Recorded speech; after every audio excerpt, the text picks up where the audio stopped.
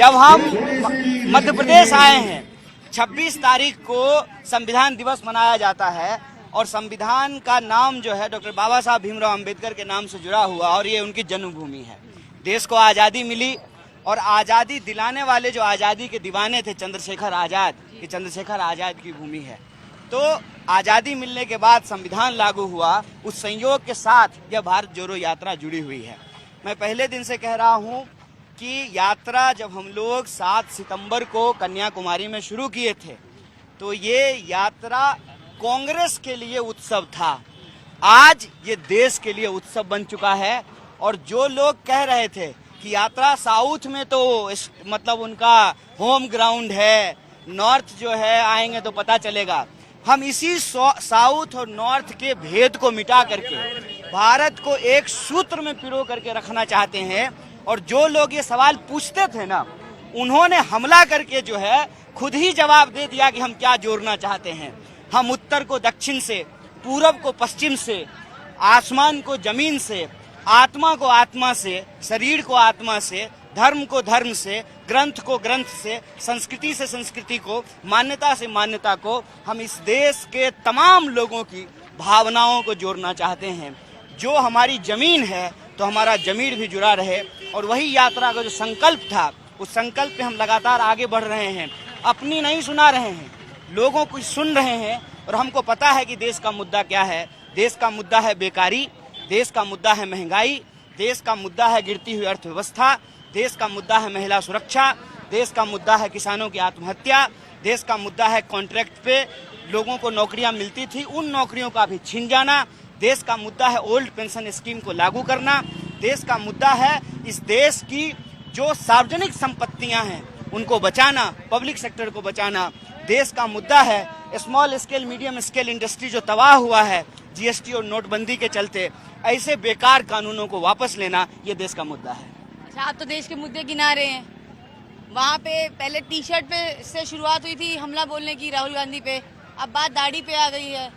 असम के मुख्यमंत्री हैं हेमंत बिस्वा शर्मा जी, उन्होंने कहा कि भाई राहुल गांधी की जो दाढ़ी है वो सद्दाम हुसैन जैसी लग रही है, मतलब सद्दाम हुसैन जैसे लग रहे हैं राहुल गांधी। इस तरह का उन्होंने जो है कुछ डिस्क्रिप्शन दिया है। उन्होंने राहुल गांधी जी का कंपैरिजन सद्दाम हुसैन के साथ किया है। दाढ़ी तो आपकी बड़ी हुई है। देखिए, आप ना चित्रकूट की धरती पे आएंगे, पंचवटी आएगा, ये जो है उज्जैन की नगरी है, महाकाल की नगरी है। तो रामायण में ना एक बात लिखी हुई है, रामायण में लिखा हुआ है, जाको रही भावना जैसी। उनके मन में सद्दाम है, इसीलिए उनको सद्दाम दिखाई देता है। हमारे मन में इस देश के युवाओं के लिए काम है, उनका रोजगार है, उनका रोजी रोजगार का सवाल है। मैं तो बार बार कहता हूँ, देश का मुद्दा है बेकारी और महंगाई। हम इसको इस तरह से कहते हैं कि देश के लोग परेशान हैं, देश के लोग महंगाई और बेकारी से परेशान हैं और भाजपा के लिए केवल हिंदू और मुसलमान है। ये बात हमको समझना पड़ेगा।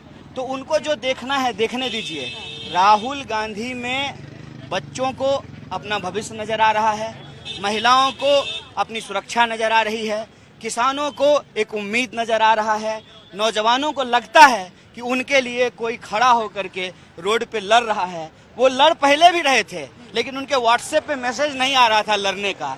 लेकिन जब आप रोड पे चलते हैं ना, तब कहते हैं ना, प्रत्यक्ष को प्रमाण की जरूरत नहीं होती है। सड़क पे निकले हुए हैं, चल रहे हैं, इस देश के लोगों के जो सवाल हैं उनके हक और अधिकार के लिए लड़ रहे हैं। तो हम सबसे यही अपील करेंगे, हम तो विपक्षी दल के नेताओं से भी अपील करते हैं कि आप अपनी जीवन में अगर किसी समस्या से परेशान हैं ना, तो उसी परेशानी के लिए चलना शुरू कर दीजिए। मैं तो हेमंत बिस्वा शर्मा को कहना चाहता हूँ कि आप अगर अमित शाह और मोदी की तानाशाही से परेशान हैं और आपको डर लगता है कि किसी दिन कान पकड़ करके आपको गद्दी से हटा दिया जाएगा, जैसे रूपानी को हटा दिया गया, जैसे आनंदीबेन पटेल को हटा दिया गया, हो सकता है कि भूपेंद्र पटेल को हटा दिया जाए, या जो है कपड़े की तरह जिस तरह से चीफ मिनिस्टर बदले जाते हैं, तो उनकी मजबूरी है कि उनको चापलूसी में ऐसी बातें कहनी पड़ती है। तो उनको भी कहता हूं कि सत्ता के केंद्रीकरण के खिलाफ आप भी सड़क पे उतर जाइए, आप भी देश बचाने के लिए, देश जोड़ने के लिए इसमें शामिल हो जाइए। कांग्रेस पार्टी में थे, कांग्रेस पार्टी के वरिष्ठ नेता थे हेमंत बिस्वा शर्मा। आज दिग्विजय जी ने कहा कि शर्म आती है हेमंत की ये सब बातें सुन के, क्योंकि इस पार्टी ने बहुत कुछ दिया है। तो आपको क्या लगता है कि एक के बाद और टारगेट और राहुल गांधी को ही करते हैं और किसी को नहीं करते? देखिए, कहते हैं ना, वह पथ क्या, पथिक कुशलता क्या, जिस पथ में बिखरे शूल न हो, नाविक की धैर्य परीक्षा क्या, जब धाराएं प्रतिकूल न हो। मैं बिहार से आता हूँ। पूरी दुनिया जो है उगते हुए सूरज को नमन करता है। बिहार के लोग जो है ना वो डूबते हुए सूरज को भी नमन करते हैं, क्योंकि जिसका डूबता है ना, जिसका अस्त होता है, उसी का उदय होता है। जिन लोगों को ये लगने लगा कि कांग्रेस में उनके कैरियर को खतरा है, तो वो अपना जो है इधर उधर निकलने लगे। लेकिन कांग्रेस जो है वो कैरियर बनाने की जगह नहीं है, देश बनाने की जगह है। तो जिसको देश बनाना है, जिसको देश बचाना है, वो कांग्रेस के साथ होगा। जिसको देश लूटना है, जिसको देश बेचना है, वो कांग्रेस के खिलाफ होगा।